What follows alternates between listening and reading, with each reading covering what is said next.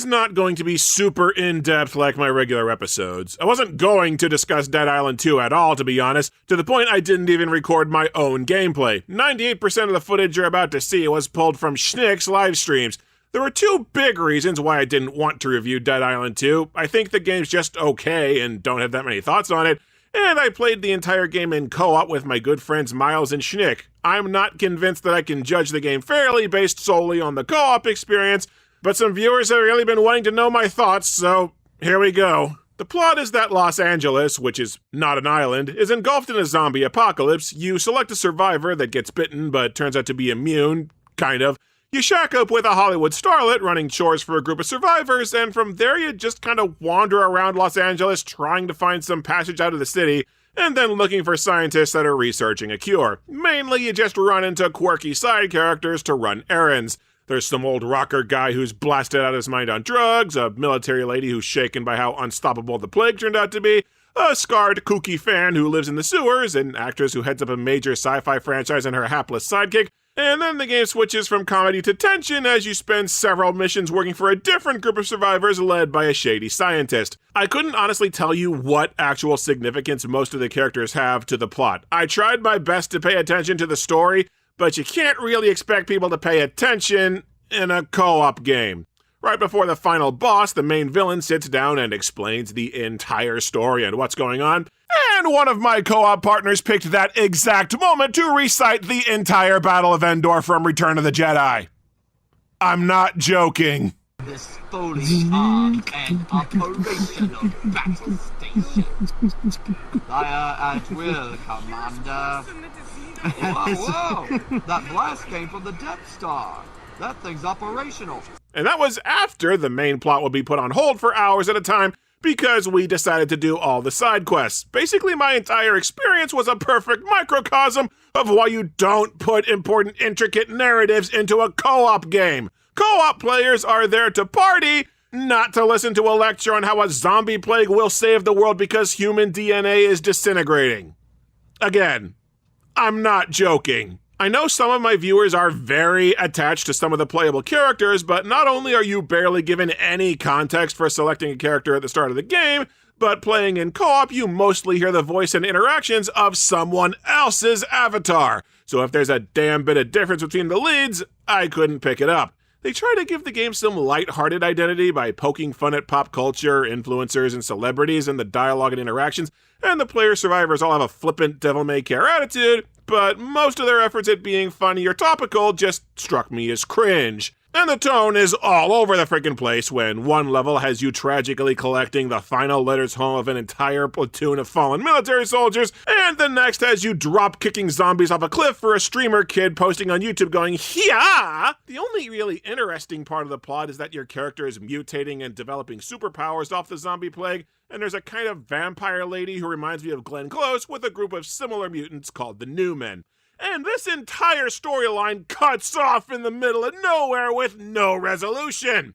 They were probably saving mutant Glenn Close for expansions, but the expansions completely ignore the main story. So the bulk of the campaign's plot threads just go completely unresolved for a story that's only half finished. Gameplay is a mixed bag. The game is built around scavenging materials to craft and equip weapons with various perks. The weapons are kind of elemental to where you can craft them to inflict electrocution, bleeding, burning, or melting, and you get a stack of player powers to swap out and tailor your gameplay style. Myself, I found craftable perks for hacking off limbs and tried to tailor my skills and playstyle around that. The problem is that so many enemies are immune to various weapons that you basically need to carry everything at all times anyway. When I had a loadout of burning and electrocution weapons, the game dropped non-stop fireman zombies that are immune to both. You can carry, I think, 16 weapons at once, but I tended to just have 2 or 3 favorites that I'd cycle between, and that was it. The weapons are at least fun to use. I found some claws and punching daggers that let you just wail on enemies like you're Wolverine, and we got guns that fired big-ass explosions at one point, and you can repair and level match weapons to where you're never forced to throw away stuff that you like. But the weapons and a fun knockback dropkick move are pretty much the only parts of the combat that I actually liked. Of course, the game has a parry system, because that's all the rage these days, where you can block enemy attacks and perfectly timed blocks will set up counters. I guess it makes the combat feel more punchy, but the animations are all over the place to where I couldn't reliably block properly. Besides the fact that the game is first person, so you constantly get blindsided from off screen. The Fury mode mostly felt useless to me since even when I adjusted my player powers to buff the freaking thing, it only ever seems to last for a few seconds and barely clear out any of the enemies. It's even worse when I found out later on that you can still die while using Fury, even though it clouds up the screen and hops up your character to where you can barely tell what's going on. You run into a lot of damage sponge enemies that take a shitload of damage to kill, to the point I'm convinced the enemies have more health with multiple players. I took this share right here to demonstrate how many hits it took to kill a single one of the basic enemies with a maxed level character and a maxed out legendary weapon.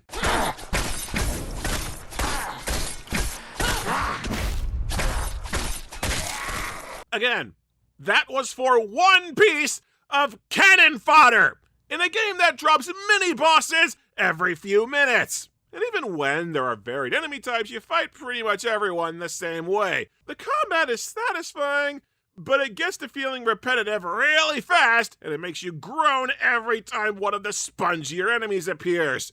Which is a lot. The part of combat that I friggin' hated, though, is that you run into pools of electrified water or flaming fuel everywhere, to the point a damaging floor will just spontaneously erupt beneath you at any time, and it will probably get you stuck and kill you before you can react.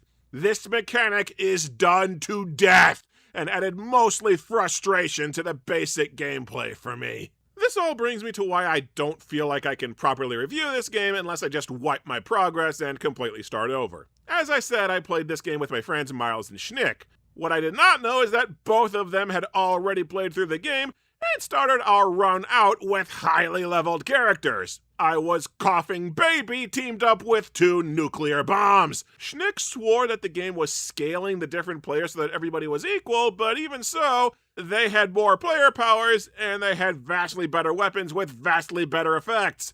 I barely fought any of the bosses, and there were many times that I barely contributed to combat. Not until close to the end of the main campaign when I was finally close to their levels. I don't think the game spawns more enemies to compensate for added players, so there were times I had trouble finding stuff to do. That's not a knock against my friends, it's just another mark of how I don't think the game was built for co-op. And if there's more depth to the combat past what I've described, I never had to learn it. Although I'll tell you when co-op is a friggin' godsend, and that's every time the game stops dead and forces you to explore the environment before you can keep going. So many times the mission will just come to a screeching halt and force you to turn the level upside down, looking for a circuit breaker to work a gate, or for valves to turn to solve a puzzle, or for clues on where to go next. Infuriating bullshit that I can promise nobody thinks is fun. I'm pretty sure they just got stuck for any missions that extend past killing all the enemies, and they picked the worst possible option.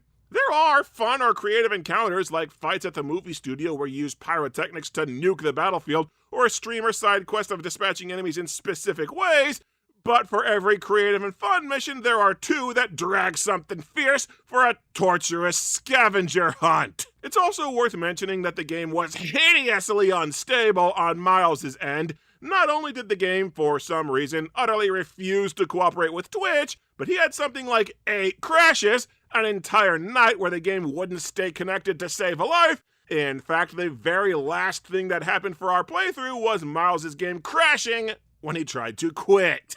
And the sheer God number damn of... it.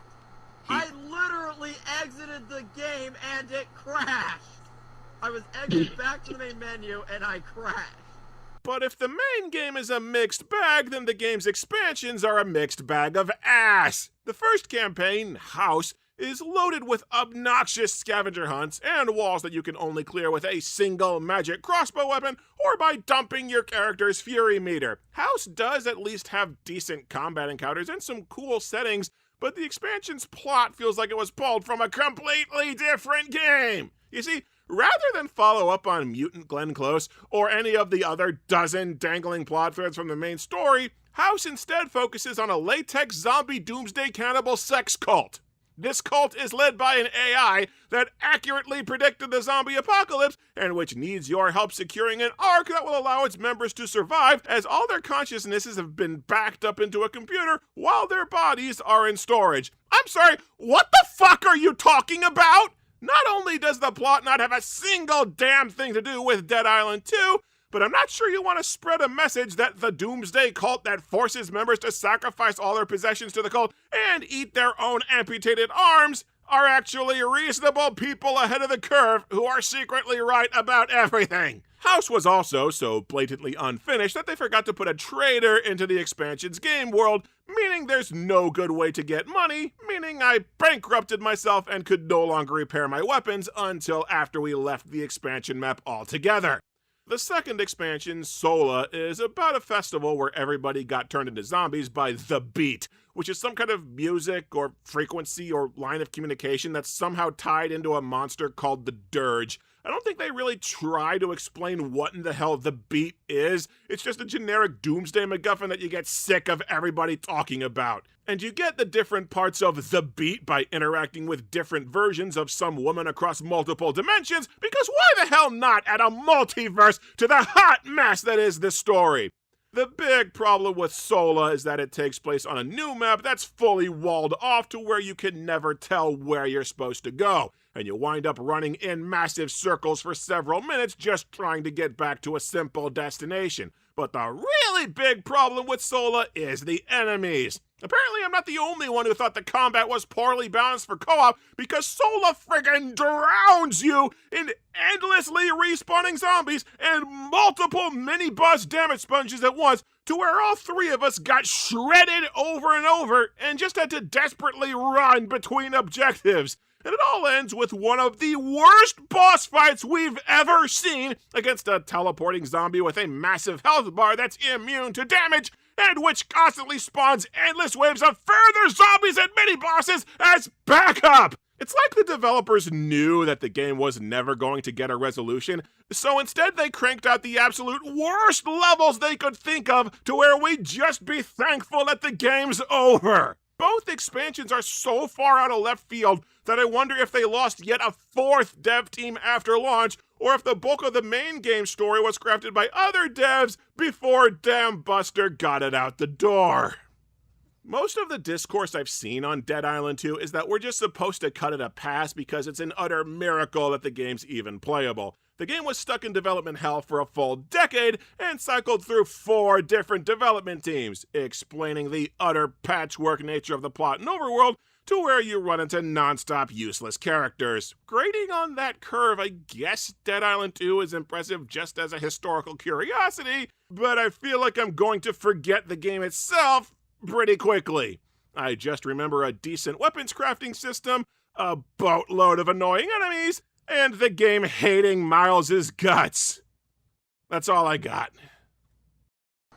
Anyone else really not give a shit what the beat is anymore? I'm just lost, because this is just like, we literally catapulted the plot into the stratosphere. Find Grace. Y'all need Jesus. The only Grace I want to find is Grace Ashcroft from RE9, because she's a good character.